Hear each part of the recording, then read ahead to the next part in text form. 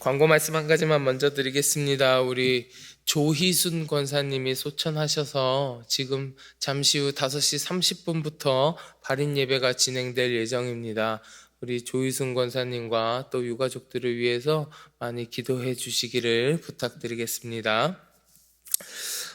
여러분, 그 중재자, 중보자라고 하는 단어를 들어보셨습니까? 들어보셨을 거고 잘 알고 계실 겁니다. 사전을 찾아보면요, 이 중재자라고 하는 단어가 뭐라고 되어 있냐면 분쟁에 끼어들어서 쌍방을 화해시키는 사람, 이렇게 정의되어 있어요. 사전에는. 지금 전쟁 중인 나라들 사이에서도 중재를 도맡아서 하는 나라들이 있습니다. 비록 성공적으로 했다고 이야기할 수는 없지만 지금 이스라엘하고 하마스하고 전쟁하고 있죠. 지금 어제 그제 뉴스에는 이란까지도 또 공격에 참여해서 전쟁이 점점 커지는 것 같아 걱정이 많은데, 이 전쟁이 처음 터졌을 때 이집트라는 나라가 중재에 나서기도 했었습니다. 잘 성공적으로 중재하지 못한 것 같은데, 분쟁 가운데 끼어들어서 쌍방을 서로를 화해시키려고 하는 사람, 그 사람들을 중재자라고 해요. 성경에서도 중재자에 대한 이야기가 나오는데 디모데전서 2장 5절을 보면 이렇게 기록되어 있습니다. 하나님은 한 분이시요 또 하나님과 사람 사이에 중보자도 한 분이시니 곧 사람이신 그리스도 예수라. 우리 예수님께서요, 하나님과 우리 사이에 중재자가 되시는 거예요. 그래서 우리가 하나님과 화평하게 되고 하나님과 다시 교제할 수 있는 은혜를 누리면서 살아갈 수 있는 거예요. 예수님께서 우리와 하나님 사이에 중재자가 되어주셨기에 여러분 그 사실을 너무 잘 아실 거고 이미 많이 들어보셨을 겁니다. 우리가 살아가면서 나와 관계하는 모든 이들과 화평하고 좋은 관계여서 아무런 분쟁도 없이 살아갈 수만 있다면 너무 좋겠지만, 내 삶에 아무런 분쟁도 없으면 너무 좋겠지만 우리의 삶이 어디 그렇게 되나요? 분쟁도 있고요, 갈등도 있고요, 여러 가지 어려움도 있지요. 그럴 때에 내가 가지고 있는 무슨 관계의 문제라든지 내 삶에 해결되지 않는 문제라든지 다른 사람과 겪고 있는 갈등이나 분쟁 같은 것들이라든지 그런 것들을 해결할 수 있도록 도와주는 중재자가 있다면 얼마나 큰 도움이 되고 힘이 되겠습니까? 중재자는 사실은 아주 그 분쟁의 당사자 앞에서는 굉장히 중요한 역할을 하는 사람이 중재자입니다. 그러면 이 사람은 우리의 삶에 있어서 우리의 문제 상황 앞에서, 우리의 분쟁 앞에서, 우리의 갈등 앞에서 그렇게 큰 도움이 되는 사람인데 아무나 그런 역할을 해서야 되겠습니까? 아무나 그 중요한 역할을 맡아서야 되겠어요? 분쟁에 직면하여 중재의 위치에 서는 사람이 가지고 있어야 되는 중요한 자세들이 있단 말이에요. 그 중요한 자세가 어떤 자세가 있는지 3가지만 오늘 본문 말씀을 통해서 우리가 같이 나누어 보고자 합니다. 우리가 욥기서를 지금 계속해서 나누고 있잖아요. 욥기서를 계속해서 묵상하고 있는데 욥기 1장과 2장, 맨 처음 말씀 욥기 1장과 2장은 욥이요 아주 큰 고난과 시련 가운데 처하게 된 배경에 대해서 이야기하는 겁니다. 그리고 그 후에 3장부터요 어제까지의 본문이었던 31장까지 3장부터 31장까지의 말씀은 그 욥의 환난 소식을 듣고 찾아온 세 친구, 그 세 친구들과 욥이 서로 변론하는 내용이 3장부터 31장까지 기록되어 있어요. 그러면 이 많은 분량을 통해서, 이 많은 양을 통해서 욥과 그 세 친구가 서로 변론하는데, 그 서로 변론하면서 결국에는 어떻게 되냐면 서로 간에 무슨 타협을 한다거나 서로 간에 서로 이해를 한다거나 그런 게 아닙니다. 그냥 서로의 주장만을 하다가 해결점을 찾지 못한 채 그 변론이 끝나고 말아요. 욥의 친구들은 그 당시 사람들이 가지고 있던 전통적인 신앙관에 입각해서 욥에게 막 이야기합니다. 욥아, 너의 고난은 틀림없이 너의 숨겨진 죄악과 관련이 있다. 이렇게 이야기하는 거예요. 네가 죄가 있으니까 이렇게 고난을 받지. 그렇지 않으면 하나님이 어찌해서 무고한 자에게 이렇게 고난을 주시겠느냐. 네가 분명히 무슨 죄가 있을 것이다. 이렇게 이야기하는 것이 친구들의 주장이었어요. 반면에 욥은 거기에 대해서 뭐라고 이야기했습니까? 우리가 주변에서 흔히 볼 수 있는 악인이 형통하는 모습이라든지 이런 것들을 이야기하면서 인생의 시련이 반드시 죄악의 문제와 결부되는 것은 아니다. 그런 이야기를 하면서 의로운 자의 시련은 의로운 자가 당하는 그 고난은 궁극적으로는 하나님의 깊고 오묘하신 섭리와 뜻에 달린 문제다. 나는 이런 고난을 받을 만큼 죄를 짓지 않았어. 나는 의인이야. 나는 의로운 사람이야. 이런 의로운 사람, 의인의 고난은 하나님의 또 다른 섭리가 있는 거지. 난 죄인이 아니야. 이렇게 이야기하는 겁니다. 그러니 간단하게 새 친구는 욥아, 너는 분명히 죄가 있을 거야. 그러니까 하나님이 이런 시련을 주시는 거지 라고 이야기하고, 욥은 나는 이런 시련을 겪을 만큼 죄인이 아니야 이렇게 이야기하고 있고, 서로 계속해서 평행선만 달리는 이야기를 하고 있으니 뾰족한 해결책이 생길 리가 없지요. 자, 그러한 순간에 이 욥과 세 친구들 사이를 중재하면서 그들의 주장에 대해서 다시 변론하는 인물이 등장하는데, 그게 오늘 본문에 나오는 엘리후라는 사람이에요. 엘리후라는 사람이 나와서 이 욥과 세 친구 사이를 중재하며 그들의 이야기를 자신이 새롭게 변론하기 시작합니다. 오늘 본문은 그 엘리후가 자신이 이 중재자의 자리에, 그 가운데 자리에 서게 된 동기가 무엇인지에 대해서 설명하는 것이 오늘의 본문이에요. 욥기 32장의 말씀이에요. 엘리후라는 사람은요, 그 이름이 그는 나의 하나님이라는 의미가 있습니다. 그 엘리후라는 이름의 뜻이 그는 나의 하나님이에요. 그리고 오늘 본문 말씀 2절에 보면 엘리후의 아버지의 이름이 뭐라고 되어 있냐 하면 바라겔이라고 그랬어요. 바라겔. 근데 바라겔이라는 이 아버지의 이름의 뜻은 뭐냐면 하나님께서 축복하신다예요. 하나님께서 축복. 그러니까 엘리후의 이름은 그는 나의 하나님, 아버지의 이름은 하나님께서 축복하신다. 이 이름만 가지고 축축한데, 이 엘리후는 여호와 하나님을 경외하는 집안의 사람이고 하나님 중심적으로 살아가는 인물이었을 거라고 생각합니다. 이름에서 드러나잖아요. 이러한 엘리후가 그 중재자로 나서면서 하는 이야기가 중재자가 가져야 하는 세 가지 자세를 이야기하고 있는데, 자, 그러면 첫 번째 무엇이냐? 중재자가 가져야 되는 첫 번째 모습은 무엇이냐? 예절과 교양을 갖추어야 한다는 거예요. 예절과 교양을. 여러분, 우리 오늘 본문 6절과 7절 한번 보실래요? 6절과 7절 말씀 한번 봉독해 보겠습니다. 부스 사람 바라겔의 아들 엘리후가 대답하여 이르되,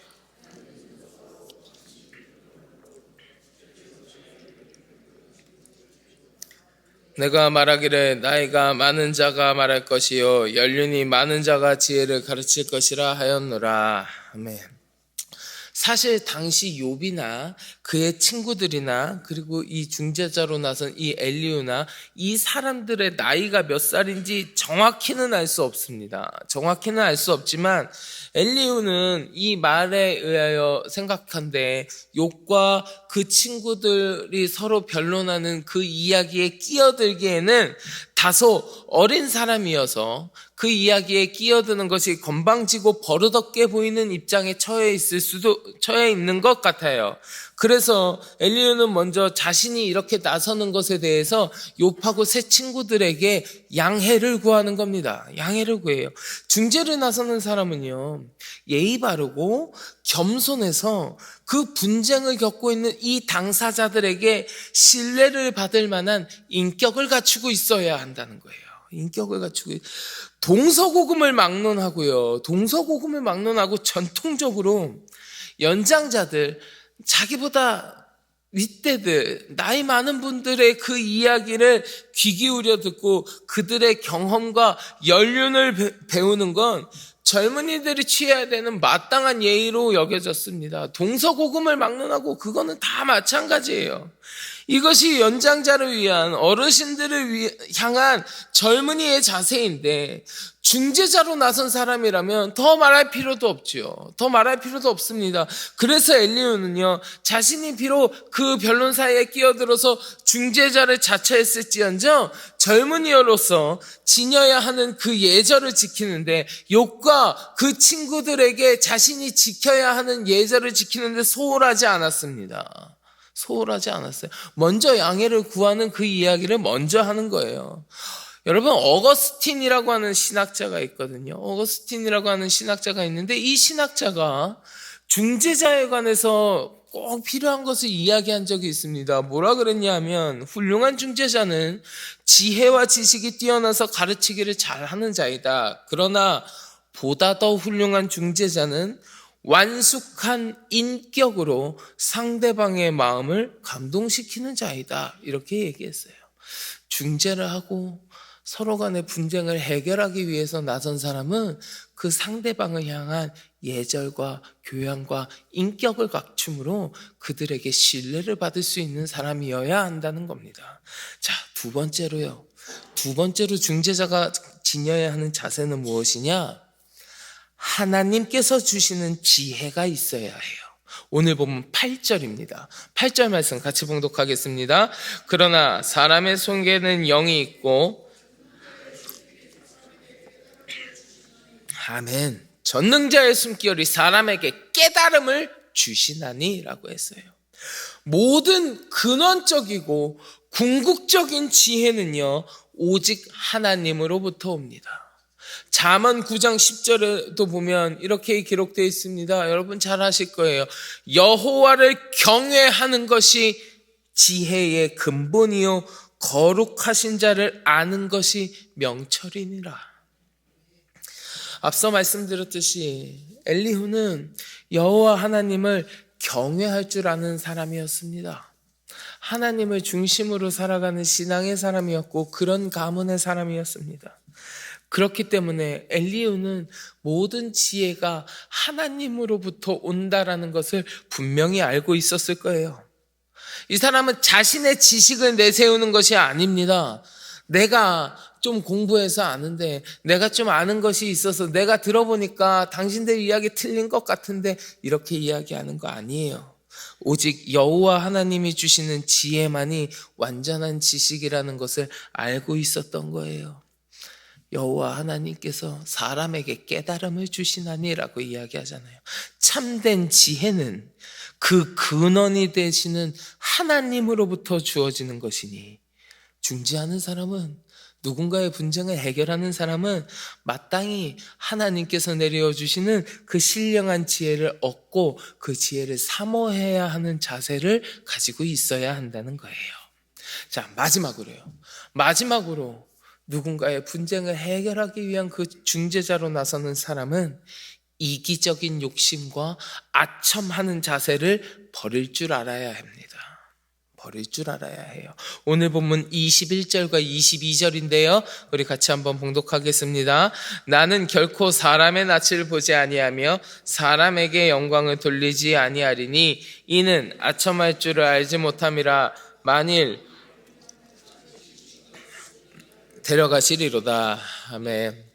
자, 이 엘리후가 중재자로 나서면서 나는 결코 사람의 낯을 보지 않는다, 사람에게 아첨하지 않는다라고 이야기하고 있는 겁니다. 중재자는요, 그 가운데에 있는 사람은 사실 여부를 정확하게 분별하는 능력과 진위 여부를 올바르게 판단하는 능력, 뛰어난 지식 꼭 필요합니다. 꼭 필요해요. 그런데 그에 못지않게 중요한 것은 뭐냐 하면, 옳은 것은 옳다고 이야기하고 그른 것은 그르다고 명확하게 말할 줄 아는 양심이에요. 세상적인 다른 조건들, 외적인 조건들을 기준으로 삼고 판단한다면 이미 올바른 중재자로서의 자격은 상실되고 마는 겁니다. 또 아첨하는 것은, 누군가에게 아첨하는 것은 하나님의 공의를 무너뜨리는 일입니다. 하나님의 진리를 불의로 더럽히는 죄예요. 그래서 시편 12편 3절에 보면 시편 기자가 이렇게 이야기합니다. 여호와께서 모든 아첨하는 입술과 자랑하는 혀를 끊으시리니, 이렇게 이야기해요.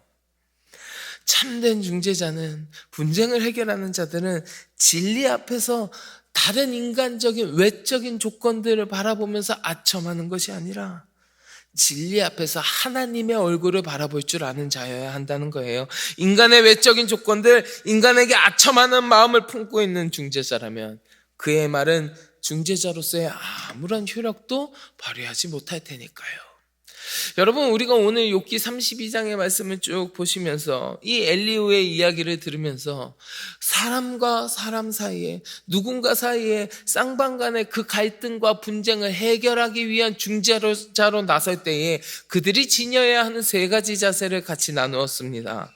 예절과 교양을 갖추어서 사람의 마음에 감동을 주고 그 인격을 갖추어서 신뢰를 얻을 수 있어야 하고, 둘째로는 지혜의 근원이 되시는 하나님께서 주시는 지혜가 있어야 하고, 마지막으로는 선하고 고든 신앙적인 양심을 가지고 이기적인 욕심을 내려놓고 아첨하는 자세를 버릴 줄 알아야 한다는 겁니다.